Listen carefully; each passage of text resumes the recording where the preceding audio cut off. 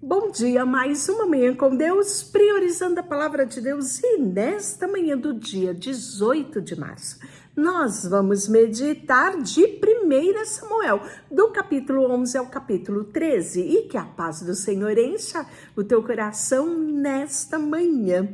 Capítulo 11, Saul, rei, o mais novo rei de Israel, isso mesmo, ele vai derrotar os amonitas. E isso nós vamos ver que vai ser um impacto muito grande para Israel, porque tem alguns aqui que desprezavam Saul, né? E como nós lemos ontem, Saul não deu muita atenção a isso. Cerca de um mês depois, Naás, o rei de Amon, avançou com o seu exército contra a cidade de Jabes de Gileade. Mas os habitantes de Jabes clamaram: façam tratado conosco e serviremos. Então Naás disse: está bem, mas só uma condição: arrancarei o olho direito de cada um de vocês como humilhação para todo Israel. As autoridades de Jabes pediram: dê-nos 7 dias para que enviemos mensagem a todo Israel. Se ninguém vier nos salvar, nós nos entregaremos ao rei. E a mensagem chegou a Gibeá, cidade onde Saul morava, e relataram ao povo a difícil situação de Jabes de Gileade. Todos choraram em voz alta. Quando Saul voltou à cidade trazendo os seus bois do campo, perguntaram: o que está acontecendo? Por que todos estão chorando? Então, contaram-lhe sobre a mensagem de Jabes. O Espírito de Deus veio poderosamente sobre Saul e ele se enfureceu. Pegou 2 bois, cortou em pedaços e enviou os mensageiros para levá-los a todo Israel com a seguinte mensagem: isto é o que acontecerá aos bois de quem se recusar a seguir Saul e Samuel na batalha. O terror do Senhor caiu sobre o povo, de modo que todos se reuniram para guerrear, como um só homem. E quando Saul se reuniu em Bezeque, viu que havia 300.000 homens de Israel e 30.000 homens de Judá. Judá sempre foi referência pelos seus guerreiros. Então Saul enviou mensagens de volta a Jabes de Gileade com um aviso: salvaremos vocês amanhã, antes do meio-dia. Quando os habitantes de Jabes receberam a mensagem, hoje houve grande alegria em toda a cidade. Então os homens de Jabes disseram aos seus inimigos: amanhã nós nos entregaremos a vocês e poderão fazer conosco o que desejares. No dia seguinte, porém, antes de amanhecer, Saul chegou com seu exército dividido em 3 destacamentos. Atacou os amonitas de surpresa e na hora mais quente do dia já os tinha derrotado completamente. Então o povo disse a Samuel: onde estão aqueles que perguntaram por que Saul deve nos governar? Traga esses homens aqui e os mataremos. Saul, porém, respondeu: ninguém será morto hoje, pois nesse dia o Senhor livrou Israel. Então Samuel disse ao povo: venham, vamos todos a Gigal renovar o compromisso do reino. Então todos foram a Gigal e, numa cerimônia solene diante do Senhor, proclamaram Saul como rei. Depois trouxeram ao Senhor ofertas de paz. Saul e todos os israelitas muito se alegraram. E aí nós vamos ver já o discurso de despedida de Samuel. Então Samuel falou a todo Israel: fiz o que me pediram e lhe dei um rei. Agora ele é o seu líder. Quanto a mim, estou aqui diante de vocês, um homem velho, de cabelos brancos, e vocês, um homem, e os meus filhos estão com vocês. Estive ao seu serviço como líder desde a minha juventude até hoje, e aqui estou. Testemunhem contra mim diante do Senhor, diante do rei que ungiu. De quem roubei um boi, uma jumenta? Acaso enganei ou oprimi alguém? De quem aceitei suborno para perverter a justiça? Diga-me, e eu farei restituição se cometi alguma injustiça. Então disseram: o Senhor nunca nos enganou e nem nos oprimiu, e nunca aceitou suborno. Então Samuel declarou: hoje o Senhor e o rei que ele ungiu são testemunha de que as minhas mãos estão limpas. E responderam: sim, eles são testemunhas. E Samuel continuou: foi o Senhor que escolheu Moisés e Arão e tirou seus antepassados da terra do Egito. E agora fiquem aqui diante do Senhor, enquanto eu os confronto com todos os atos de justiça que o Senhor fez por vocês e por seus antepassados. Quando Israel estava no Egito e seus antepassados clamaram ao Senhor, ele enviou Moisés, Arão, para tirá-los e trazê-los para essa terra. Mas logo se esqueceram do Senhor seu Deus. Por isso, ele os entregou a Sísera, comandante do exército de Azor, também aos filisteus, o rei de Moabe, que lutavam contra vocês. E clamaram novamente ao Senhor e disseram: pecamos e abandonamos o Senhor e servimos a imagem de Baal e Astarote. Agora, nos livre dos nossos inimigos e serviremos somente a ti. O Senhor enviou Gideão, Bedã, Jefité, Samuel para livrá-los. Vocês viveram em segurança. E, no entanto, não ficaram com medo de Naás, rei de Amon. Vieram a mim e disseram que queriam um rei para governá-lo, embora o Senhor, seu Deus, já é o seu rei. Pois, bem aqui está um rei que vocês escolheram. Vocês o pediram e o Senhor os atendeu. Mas temem e servem ao Senhor.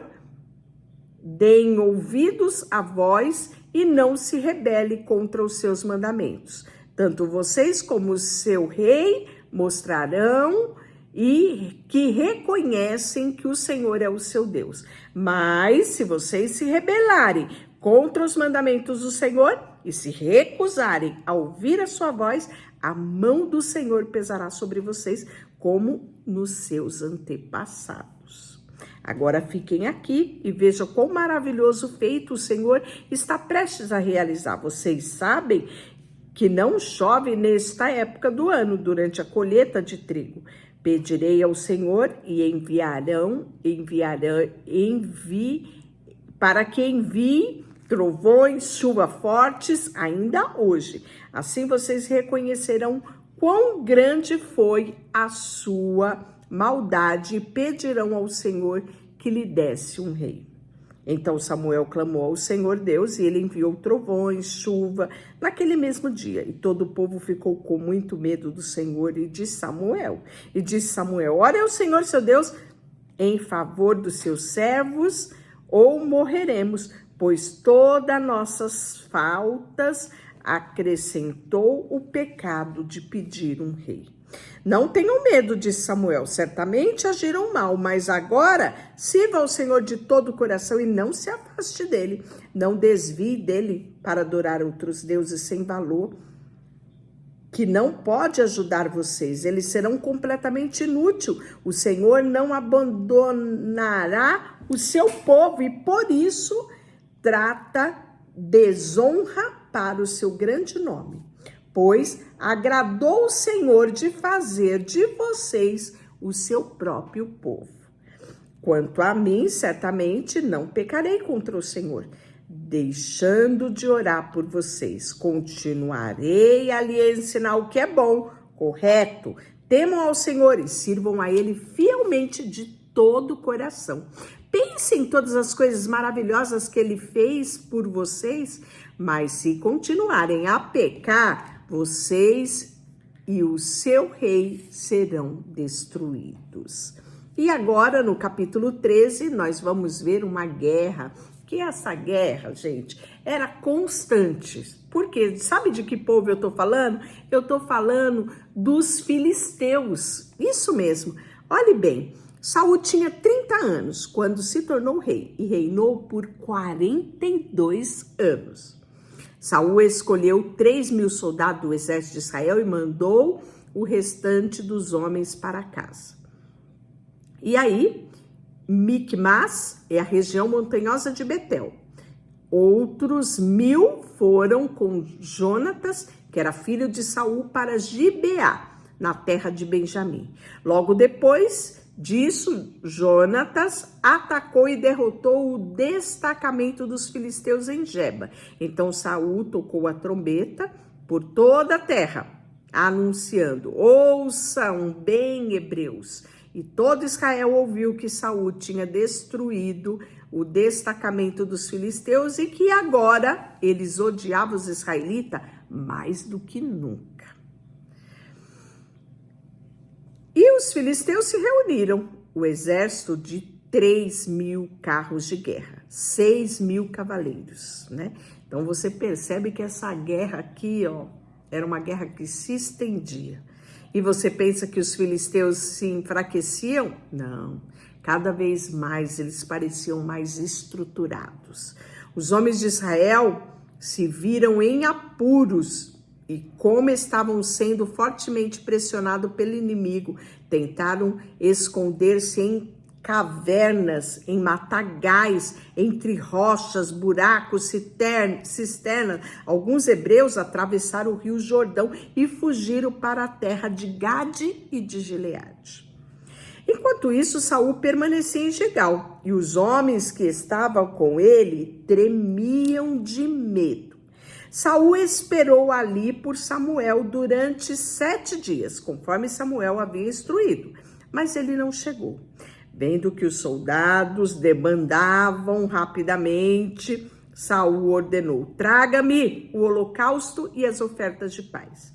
E ele próprio ofereceu o holocausto. No exato instante que Saul terminava de oferecer o holocausto, Samuel chegou. Saul foi ao seu encontro para cumprimentá-lo, mas Samuel disse: o que você fez? Saul respondeu: vi que os homens estavam debandando e que o Senhor não chegou no prazo que nós havíamos combinado, que você havia prometido. Além disso, os filisteus estavam em Micmas, prontos para a batalha. Assim pensei: os filisteus estão prontos para lutar contra nós em Gilgal e eu não pedi ajuda ao Senhor.